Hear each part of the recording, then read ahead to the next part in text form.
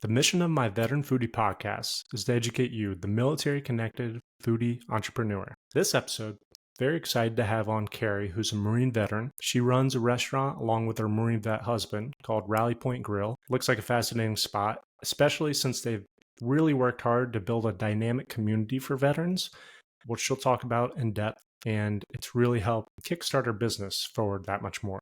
We also spoke about the process of franchising. We spoke about how to leverage your resources that will make you successful in your business. Yeah, well, I'm living in the Metro Atlanta area right now, born and raised in northern Wisconsin, and it is finally breaking. It's in the 60s. The sun is shining, so I'm straight up. As soon as I'm done with this, I'm back outside.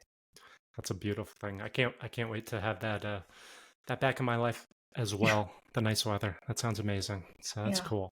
So yeah, tell me a little bit about your Marine experience. Another Marine. I've had a few others on the show, and I always find myself for some reason gravitating towards Marines. Something about being a coastie. Maybe we're both smaller branches or something. Yeah, I don't know what it is, but yeah, there's that something. I get it. So, I mean, I'm just excited to have another coastie in my life. That's three. I mean, that's nice. it, man. That's three. So yeah, cool. It's fun because, every year when we do the veterans events and veteran parades things, we're always looking for somebody from every branch of service to represent with their flag. And it's like, well, where's the coastie? We don't have one. Yeah. Yeah. So, but no, the unicorns. Right. True unicorns. So I was, like I said, I was born and raised in northern Wisconsin. And at 18, later in life, when you look back at 18, you realize how difficult it really is. It's because how are you supposed to know who you want to be or what you want to do at 18 years old? We ask our kids a lot. And, so at 18, I really still didn't know what I wanted to do or who I wanted to be. But I did know that I didn't want to go to college simply because I didn't know what I wanted to study. So why spend the money? And so that was kind of the crux behind looking for other things. One thing I did know is I wanted to get out of town because town was just so small. Northern Wisconsin, freezing in the wintertime. I mean, you're locked in tight. So my best friend and I, we went and we were going to go in the Navy together. So the day of the appointment with the Navy, she no-showed me and the Navy recruiter no-showed me. And the recruiters were all in the same building and the Marine recruiter was there. And so it was 35 minutes later, I was discovering I had what it took to become a United States Marine. And so it was a very quick process, not something that I really thought out to be a Marine. Just was a very quick process just because the Navy wasn't there. So my time in the Marines, I was in the Marines from 88 to 93. And I found myself, as I was joining the Marine Corps, in the same position with the same problem. I could be just about anything I wanted to be, but I didn't know what I wanted to be. So I actually tried out for and was accepted to the Marine Band. Cool. I was 17 at the time, so my parents had to sign parental consent. And so I actually had told my dad, I said, you know what? I really want to go through the service and come out with a tangible skill, something that make a difference, right? Something I can really use. And that was motor T. And he said, not only no, but hell no. And so after I took the ASVAB test and all the rest of the tests, I actually tested high enough to be a Russian linguist. And that's where I ended up, as a Russian linguist. Yeah. And so that made my dad really proud because my dad was intel in the Army as well. So, and I mean, it's long-time reserve now, and I get his point, right? I truly get it. So I spent my 5 years in the Marines as a Russian linguist, primarily stationed over in Camp Lejeune, North Carolina, which is interesting because there's no Russians over there. You know what I mean? So yeah, so it was interesting. We did deploy a couple times with our unit for exercises overseas, where we got close enough. We got close enough at one point in time. I could see the Russian border, but I couldn't go to it because of clearances and things like that. So yeah, so I mean, it was an interesting journey. I got to see a lot of places. I got to see California. I saw a lot of Texas, a lot of North Carolina, the beaches. Went overseas to Norway and Germany. A little bit of time in Okinawa. So, I mean, at least I got to see things while I was spending my time in the military. Yeah, it's nice to hear. It seems like it's always interesting when I feel like you tell somebody else who might not be as familiar with the military where you were stationed, say at North Carolina or wherever else, and they don't think, oh yeah, maybe they get deployed or they travel around abroad too. So it's neat you get that experience too. I feel like that's part of why a lot of vets tend to go towards the food business too, maybe because they get so culturally aware of the different foods that are around. Yeah, it kind of amps them up to go that direction, which is interesting in itself too. I mean, that's Um, true. We've eaten at a lot of places and eaten a lot of things. Some things that yeah, we probably right. regret eating, but we've done it. That's a fair point too. It's Yeah. interesting. Yeah. So that's interesting. Um, Tell me a little bit about your origin story with Rally Point Grill. How did it all start? Well, it was a really interesting journey. My husband is a retired Marine, so we've been together for 30 plus years now. And so he's a retired Marine. And, as time went by after we got out of the military, I have to tell you, Steve, it wasn't like, oh my God, this is what we're going to do. We're going to open a restaurant. I'm not even sure it was a bucket list thing. But I do know that prior to doing all of this, one day we had this what if conversation. Like, what if we owned a restaurant? We would do this and this and this and this. And that was like, the only thing that happened until 2015 when we went to Las Vegas, Nevada. There's a place out there that is just absolutely phenomenal. It's called the Leatherneck Club Bar and Galley. With the word leatherneck in it, it's 100% Marine.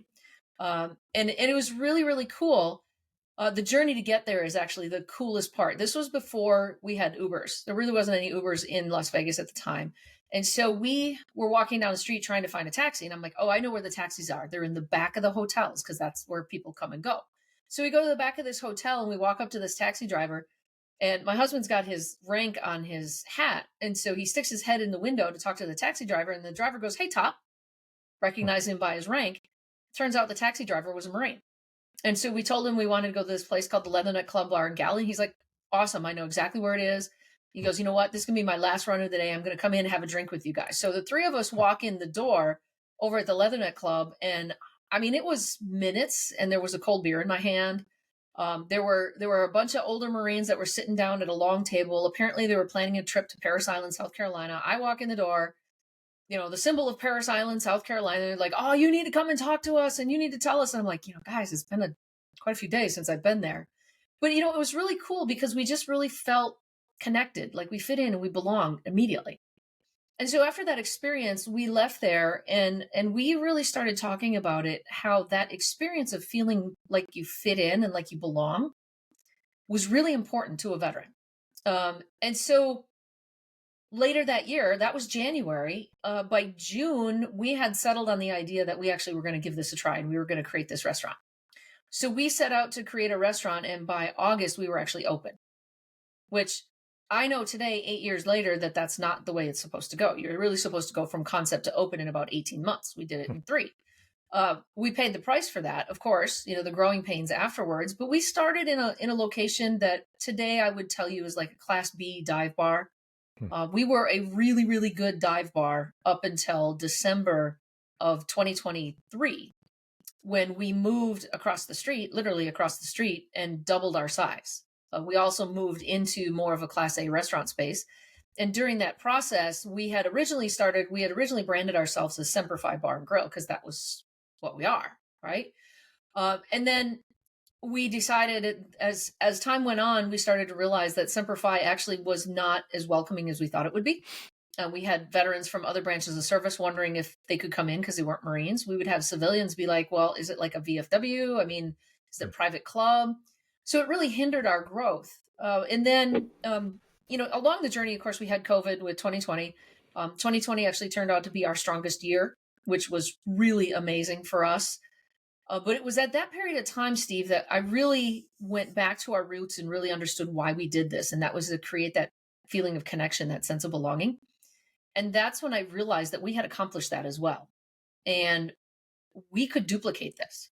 If he and I could do it with no restaurant experience whatsoever, we certainly could put this together and duplicate it and create a lot of places like this all across the United States where we could really create a place where veterans feel like they fit in and belong. And so as we moved in 2023, we also rebranded. So when we left the old building, we left the Semper-Fi and we moved into the new building and we moved in as Rally Point Grill. So all of this is a condensed version of an 8.5-year journey that we've been on. Wow, that's pretty incredible, and that's an interesting point too. Even myself, right, being a coastie, if I heard Semper-Fi Bar and Grill, I might think for a second too, like, is this welcoming? I'd probably go in still, but that's an interesting point that you changed strategy due to that. So after you opened up the bigger spot, did you still attract a lot of vets? Were a lot of vets coming in from the previous establishment too that already knew about it? Absolutely. Yeah, absolutely. I think what really happened after we opened into the new location. Hmm. It was twice the size, and so I love that when the universe creates a void, the void automatically needs to be filled, and so the void has been filled. We've done a great job with that, but we do see a larger number of veterans coming in now. We have seen we've probably seen all of the regulars that we've had over at the Semper Fi location have come into the new location. But I think what's really important more than anything is that we've actually seen more people from the civilian side, and we've seen more people from more branches of service, right? So it really sort of proved itself and played itself out that the name was really creating a restriction in terms of the people that we were reaching. So, I mean, we still have the same feel. We still create the same environment where veterans feel welcome. You can see it on the recent reviews from the new space. People are still making the same commentary about how they feel being there. And really, I had a friend of mine say the other day, it's kind of like you're bringing back nostalgic American values in a neighborhood place. And I thought that was a really neat way to say kind of what happens once you walk in the door. Yeah, I like that a lot. That's a good. Yeah, I thought it was That's good. great. That's Yeah. nice. Got a nice ring to it. Yeah. That's nice.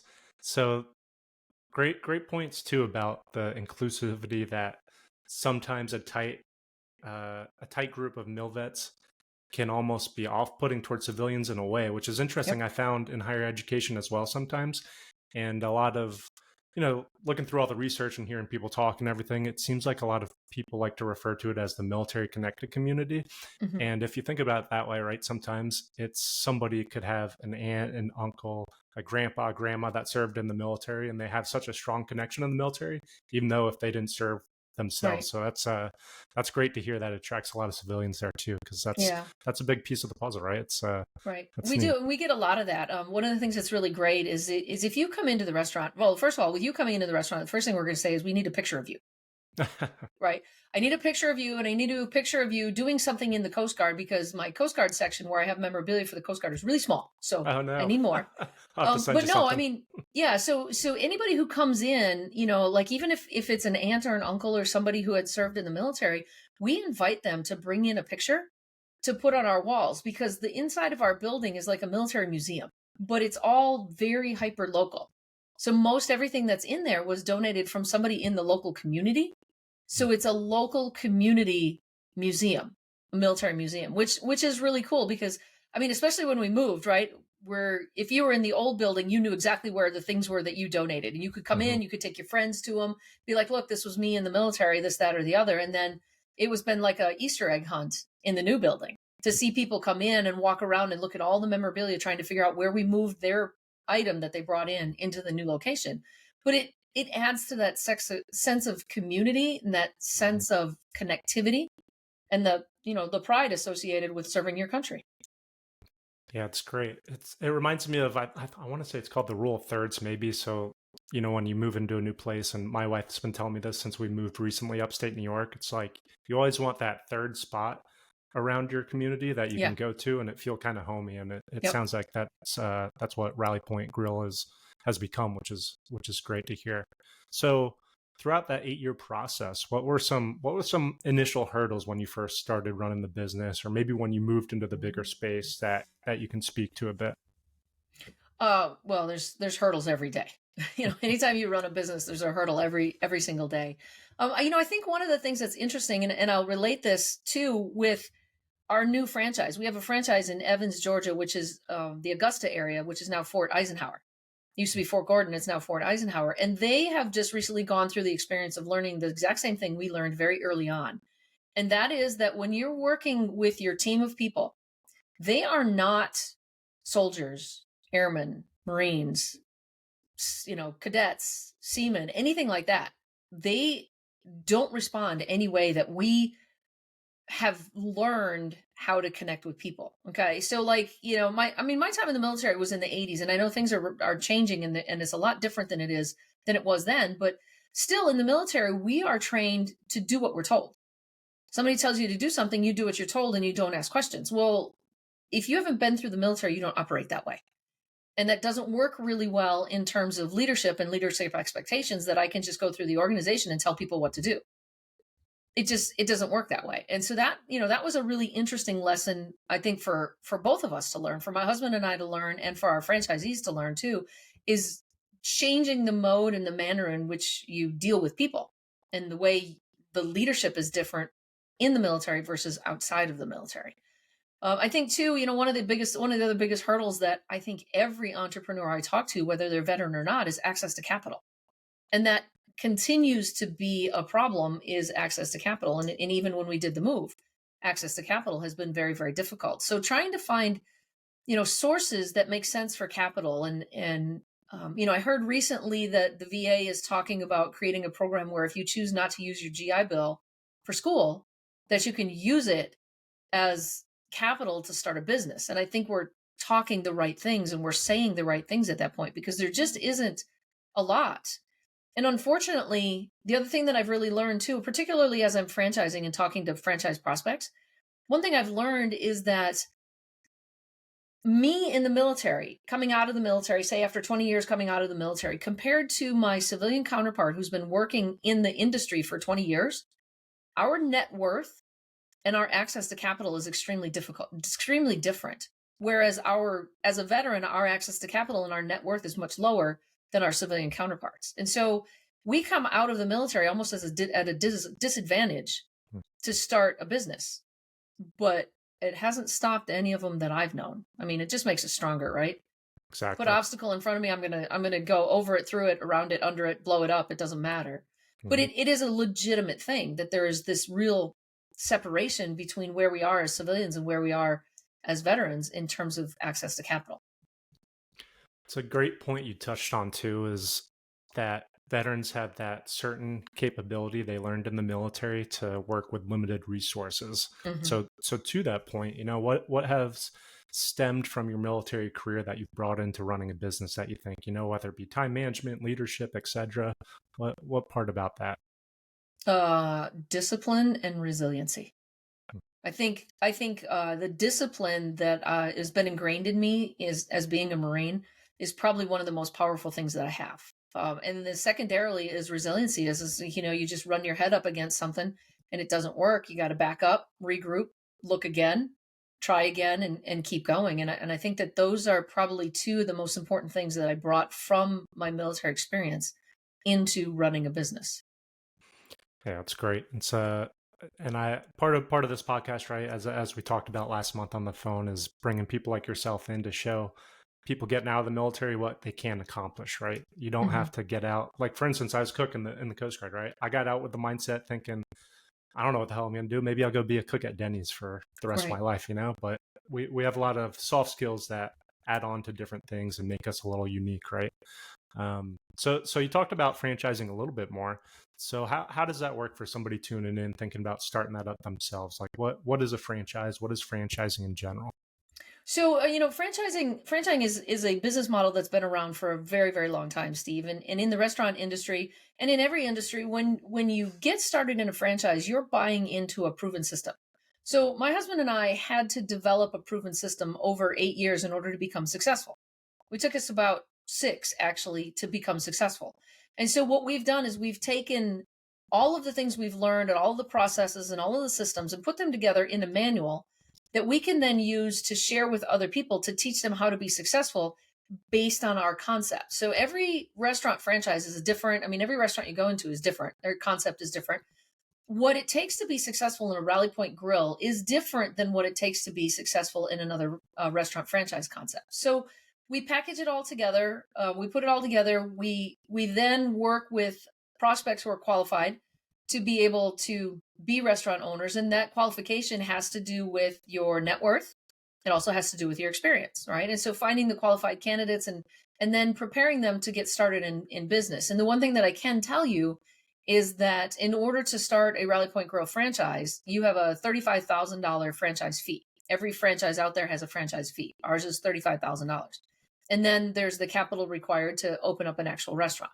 So, but what I do want to do is I do want to share with you something that we're working on. And this is the first time I'm really talking about it publicly, but we are super excited about it. And that is that now that we have moved into our new location, we actually have a food truck parked in our parking lot. So we have created a partnership with an organization I think you're familiar with called Let's Chow out of the Washington, D.C. area. And Let's Chow's mission is to empower veterans to operate food trucks. And so that just really started to make sense with us and really started to resonate with us because a good majority of the prospects I have in the database are not qualified either by skills or financially to be able to go straight to a restaurant franchise. So between Let's Chow and Rally Point Grill, we have created what we call the Veteran Pathway to Ownership. And the Veteran Pathway to Ownership is an opportunity for us to bring a veteran in who passes the qualifications that we've set up and start them actually in a food truck. So my goals are to establish Rally Point Grills all around the Southeast outside of the major military bases. It just makes a lot of sense based on the concept of who we are. So what we would do with the Pathway to Ownership program is we would actually take a qualified veteran and install them in a food truck in their hometown, in their town. So be it like Columbia, South Carolina, outside of Fort Jackson, or Beaufort, South Carolina, or anything like that, we would have that local veteran installed in that local food truck. They would learn the business, they would learn the food side of it. But more importantly, Steve, they're starting to build their clientele and build their reputation in the community so that when they do make the investment of moving into a brick and mortar store, they're not starting at zero trying to create traffic. They're bringing all of that traffic in that they've already created. So we are so excited about the Rally Point Grill food truck and the Veteran Pathway to Ownership. And we think that that will be rolling by about April. It's incredible to hear, and yeah, absolutely familiar with Let's Chow. They're a great organization. I want to say that what was maybe yours is the sixth or seventh even food truck they're running right somewhere now, around there. Mm-hmm. which is pretty impressive. And they've got all kinds of different cuisines all over the nation, which is incredible. I believe they have a couple Afghan refugees and a couple food trucks as well, which is neat. Yeah, it's very cool.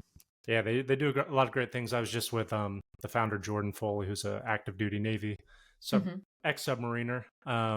We were at an event in Tampa last month teaching some airmen and dependents over at MacDill Air Force Base over in Tampa a few things to make budget-friendly meals and that kind of thing. So yeah, they got an impressive lineup of events too coming up, I believe too, which is neat. Yeah. It's super excited. We're so excited to be connected with them and to be able to put this together and really being able to learn from each other, and grow these two opportunities and these two organizations together. And like you said, going on the airbase to teach some budget friendly meals, we're going to be doing that here. We've got a small airbase here in Atlanta that we're going to get on and do those sort of things as well. And taking that extra service with us as we build food trucks and move around the country with them, I think is going to be a really neat part of things too. Yeah, that's great. I mean, I think back sometimes when I was stationed in Alaska as an E2, I think my paycheck was like $300 a paycheck or something like that.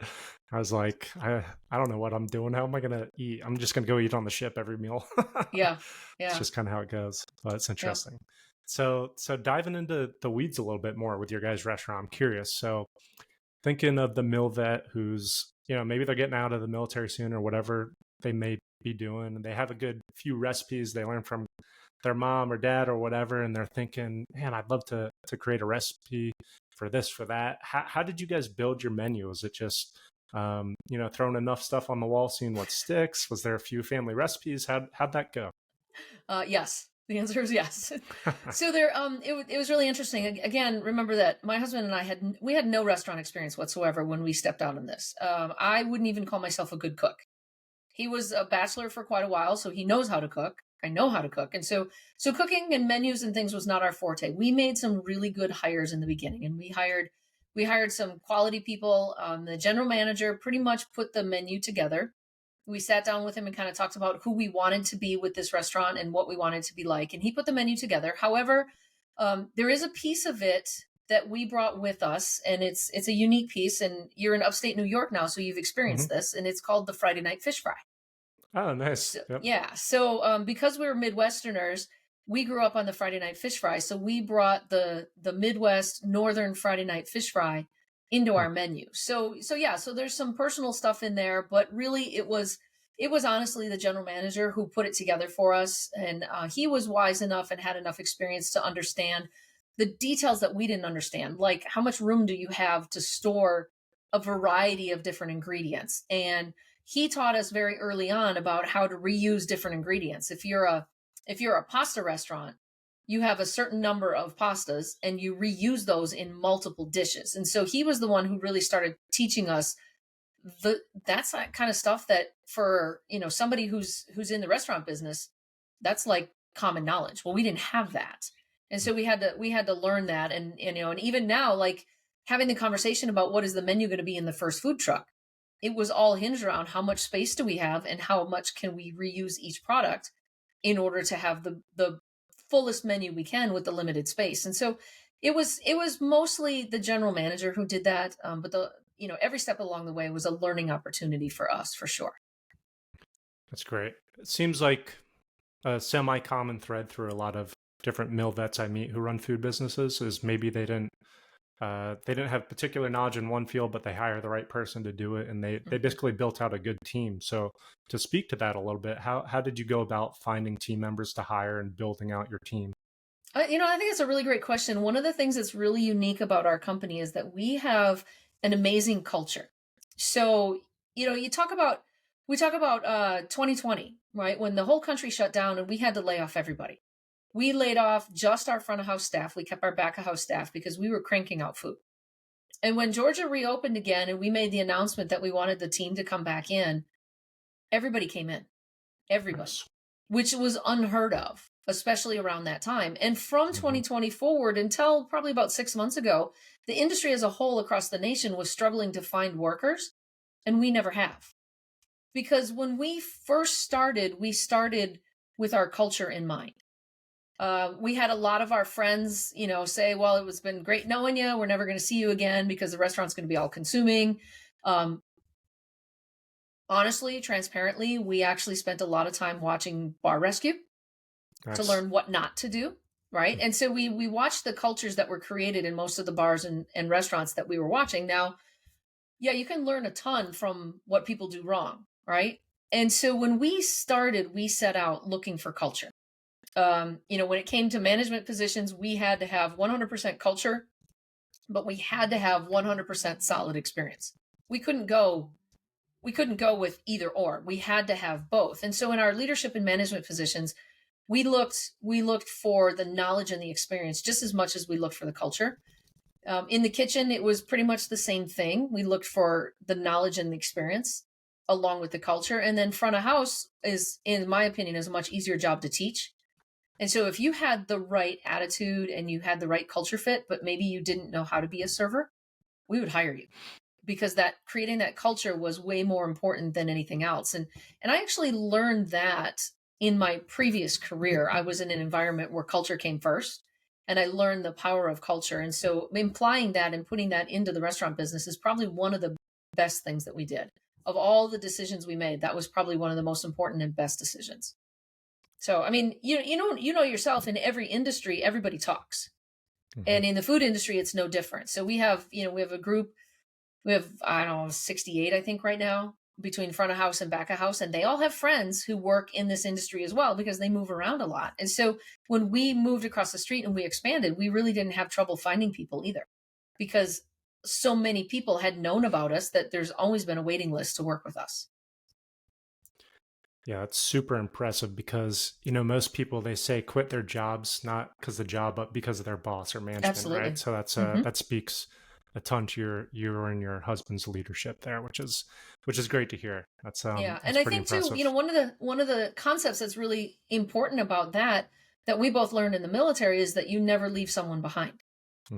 Right. And when you can exemplify that, by how you operate and how you care for your people and how you talk to them, I think that's one of the things that makes us really different, is that we understand that to a depth that most people don't understand. We understand what it means to not leave somebody behind, no matter what the situation is. We understand that life is messy, and sometimes you have to step into a mess with someone so as not to leave them behind. And I think that that's a huge piece that mill vets take with them, because we've all experienced it. We've all learned it and experienced it on one level or another. Yeah, absolutely. It's a great point too. So So on a phone note, I saw today you guys had a Warrior Wednesday on your social media. Tell me a little bit about Warrior Wednesday. It looks like a fun little challenge. Well, Warrior Wednesdays is really fun. We love to have our veterans come in and we celebrate with them on Wednesdays, and we have drink specials for them. We have appetizer specials for them and things like that. And we don't ask them for a DD 214. We're not that kind of place. If you come in and you say you say that you're a veteran, you're a veteran. Now, if I sit and talk with you and I sniff out that you're not, that's a different story, right? But for the most part, if you say you're a veteran, come on in, have a great time. And so we like to do that on Wednesdays because, interestingly enough, we do not offer a military discount. If you think about it, more than 85% of my customers are veterans. And so, I mean, the price of food is bad enough as it is. I'd have to have a $23 hamburger in order to cover all of the military discounts that we offer. So we don't do that. So on Wednesdays, we do Warrior Wednesdays, so you can experience a little bit of a discount. And now Saturday, I think it was National, I want to say National Pay It Forward Day or National Kindness Day or something like that. In any event, one of my managers decided on Saturday to do a little competition with the team to sell gift cards to feed veterans. Oh, cool. And so what they did is they sold gift cards to all of our patrons, and all of those gift cards are now in our cash drawer. So when a veteran comes in for lunch or dinner, the server staff has the option to be able to grab one of those cards and pay for that veteran's meal. And that was paid for by somebody in the community. So we do a lot of those kind of really cool things like that. On Fridays, ever since the very first Friday, so this is 8.5 years, every Friday, with the exception of the 6 weeks we were closed during COVID, every Friday we have had a group of Vietnam veterans meet together for lunch. And that meeting goes anywhere from 6 people to as high as 26 people. And anybody is welcome. You really don't have to be a Vietnam veteran or not. It really doesn't matter. Anybody's welcome. But the Vietnam veterans tend to find each other. And so they'll bring their spouses. Sometimes they don't have their spouses. They come and they have lunch. They drink beer. They hang out. They tell stories. Just a really, really great group. And I think that's really important for them. And it's really valuable for us, too, because as we're meeting with other customers during the week and we identify somebody who's a Vietnam veteran, we invite them to come to the party on Friday just to make that connectivity and that connection for them. And that, of course, as we know with our Vietnam veterans, is extremely important. Yeah, absolutely. No, that's great to hear you have that kind of set up there, because like we've been talking about most of this conversation, that shared community, it's so easy as soon as you meet another vet, but especially I imagine a Vietnam era vet, there's just instant probably chemistry. I could imagine. Yeah, it really is. It really is. And we've had some really interesting reunions in the restaurant and some great stories. And I'll tell you one really quick about 2 Vietnam veterans. So we're in Woodstock, Georgia, which is on the north side of Atlanta. It's about, 35 minutes from downtown Atlanta. Populated, but not overly populated yet. So there's these 2 guys, and they're Vietnam veterans, and they had seen each other up at the National Cemetery. We have a national cemetery up here. They'd seen each other at the National Cemetery. A week later, they see each other at our restaurant, and they end up sitting back to back to each other in tables with their wives. At the end of their dinner, we happen to be able to be there to see this. At the end of the dinner, they turn and they kind of start doing the checklist. Well, I was here, I was there, I was then, this was this was that, right? And they're starting to run down the checklist. And as we're watching, we're realizing that it's getting narrower and narrower. And they're starting to be like, well, I was there too. Well, I was there at that time. Well, I was there too. So this one was a Marine sniper. No, Marine recon, my bad. He was Marine recon. And the other one was a Navy corpsman, BUDS trained. So he was Navy SEAL trained, Navy corpsman. And so the Marine recon turned to the doc and he said, "Get up, doc." And they got up and they faced each other and they're both kind of doing this, they're looking up and down each other. And the Navy recon Marine recon puts his finger in the doc's face and said, "You were the one who saved my life when I took a bayonet to the belly 50 years ago." Wow. 50 years. And they'd been living in the same town and didn't run into each other. But we created a place where they could gather and they could meet. And had they not met that day, they'd have met another day. You know that. Yeah, so, absolutely. Yeah, so it was really, really cool and extremely emotional. And we happen to have already been friends with the doc. So he was a friend of ours anyway, right? Which made it really important and emotional for us too. That's a beautiful story. Love to hear that. That's very cool. And that's one of, I would say at this point, hundreds of stories between reunions or amazing things that have happened, or just creating a space where our veterans have a chance to tell their stories, which we know is healing for them. Hmm. And the flip side of it is too, is after 8.5 years, we know at least 10 veterans who have not committed suicide because we're here. Yeah, that's great. And the thing that I always remind my husband is, so we've had 10 of them come forward and say something. Mm. How many have we touched who have not said something? Yeah. Right. And so it's just so important to be there. And even just being there as a Hmm. place where somebody can come has been saving lives. It's been amazing. Yeah, it's great. It's very, very important. Yeah. Yeah, no, that's great to hear. So I got a fun thing I want to try with you called a speed round. So Okay. I'll read a little start of a sentence and you fill in the blank. So for instance, the first one is if I were to start a restaurant from scratch, the first thing I do is, and then you fill it in. So go ahead and take that one away. If I were to start a restaurant, the first thing I would do is find someone to help me. That's Absolutely. fair. Ask for help. It's one of the things in the military we tend to not do. We tend to think that we have to figure it out on our own, but I'll tell you what, ask for help. Help is out there. That's great advice. All right, the next one is if I could tell my old self one thing about starting up a food business, it'd be It's harder than you think it's going to be. Definitely. Definitely harder than you think it's going to be. There's so many unseen challenges that come at us that I wasn't prepared for. hmm, that's good advice too. All right, Yeah. one last one for you. So one important thing I tell any mill vet starting a business is Ask for help. Absolutely. The thing about it is the ecosystem we have as MilVets for entrepreneurship is absolutely amazing. There is so much help out there. And behind that help, there is so much money. Not necessarily money for capital for you to succeed, but there's so much money being put into so many organizations that will coach you, teach you, train you, help you, get you connected to the resources that will help you move forward. That if you're not out there looking for it, then what are you doing? Go ask for help. It's out there for you. Like I said earlier, we don't have money from our GI Bill that we can use to invest to start our own companies, but there are other resources out there, and a lot of it is free for you. You don't have to worry about it at all. It's completely free for you, and it can do almost the same thing. So yeah, go find the resources and get the help. It's out there.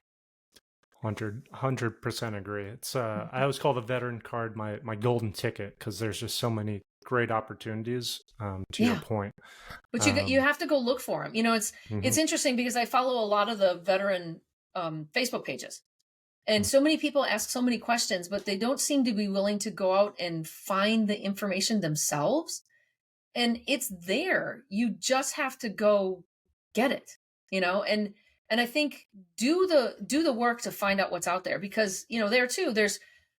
I could probably name 3 or 4 of the top um, entrepreneur oriented veteran nonprofits that are out there, but each one of them is slightly different. And mhm. so I might be a fan of one program where you might be a fan of the other, just because it speaks to us in a different language. So just if a veteran goes out there and they find one of these nonprofits and they're like, not so much, don't stop there. Go try a different one, because they're all working for the same thing to help you succeed. Exactly. And to your point too, it's a good system to, ask your veteran buddies, Oh, research, yeah. find out their experience, see what's going on because there's a ton of organizations out there. Um, some are great, some are phenomenal, some are medium, some are average, but Right. they're all there. And one key thing I found myself in talking to a lot of other vets is it seems like the general thread, common theme, is that even if the particular programming isn't 100% helpful, they've met other people who have been 10 times Absolutely. helpful. That's a big Absolutely. part. So And that's that, what's interesting about that, Steve, is that took me probably 6 years to learn. It really took me that long to learn that when there was a resource available, I should be asking questions, because it was not necessarily what that resource was going to be able to provide for me, but who they knew. And mm-hmm, that's how I ended up talking to you, right? Is not mm-hmm, because of some resource, that I may have gotten something from them or not gotten something from them, but still it led me to other people, which led me to you. It led me to Jordan from Let's Chow. It has talking to people who are in the business arena, whether they're veterans or not, can always lead you somewhere else. But when you have a warm introduction from a veteran to another veteran in the business community, it's really powerful because you've already got that common thread about being a veteran, and then you've got the warm introduction on top of it. So there's so much power in networking and talking to people who know things. You learn something, but more importantly, you usually meet somebody new. Exactly. Yeah, that's a great way to put it. So any of our mill vets tuning in, how can they support your business? What's your website, your social media? Where can they find you? Well, we're a little confused right now because we're in the middle of the rebranding. So, it's kind of clusterish when you look out for us.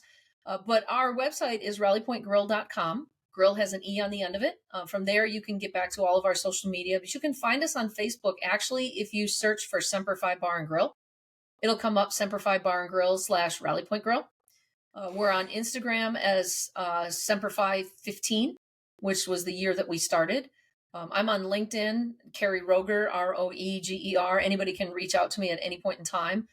In terms of supporting the business right now, we are heavily recruiting in Columbia, South Carolina, Savannah, Georgia, and the Beaufort, Parris Island, South Carolina area for franchisees, qualified franchisees. And then, they can stay tuned for information on the Veteran Pathway to Ownership as that comes up, because we're going to be looking for qualified candidates in those locations as well. And then ultimately spreading across the Southeast at all the major military installations. And of course, if you happen to be in the Augusta area, stop by in Evans, Georgia at Rally Point Grill and have some good chow. Or if you're in the Woodstock, Georgia area, come up by us and stop by Rally Point Grill and have some good chow. That's great, Carrie. Anything we didn't touch on before we say bye? Oh my God, there's so many things we didn't touch on. We have 8 years. We have 8 years worth of stories to tell. But no, I think that I think the military community and what folks like you do in the military community, pulling in experiences from others, I think is really, really important. But I also do think that the one parting thought that I will leave with our aspiring military veterans, or even our military veteran entrepreneurs, even if you're already been involved in business, is don't wait for things to be perfect. Don't wait until you think you know what you're doing. We had no clue what we were doing, and we opened a restaurant, which is not a small feat. Don't wait. You have what it takes to go out and make it happen. Just take the steps. Feel the fear and do it anyway, right? Feel the fear, jump out of the plane. Feel the fear and do it anyway. And that's what being a successful entrepreneur is all about, regardless of where you are in the process. Feel the fear and do it anyway.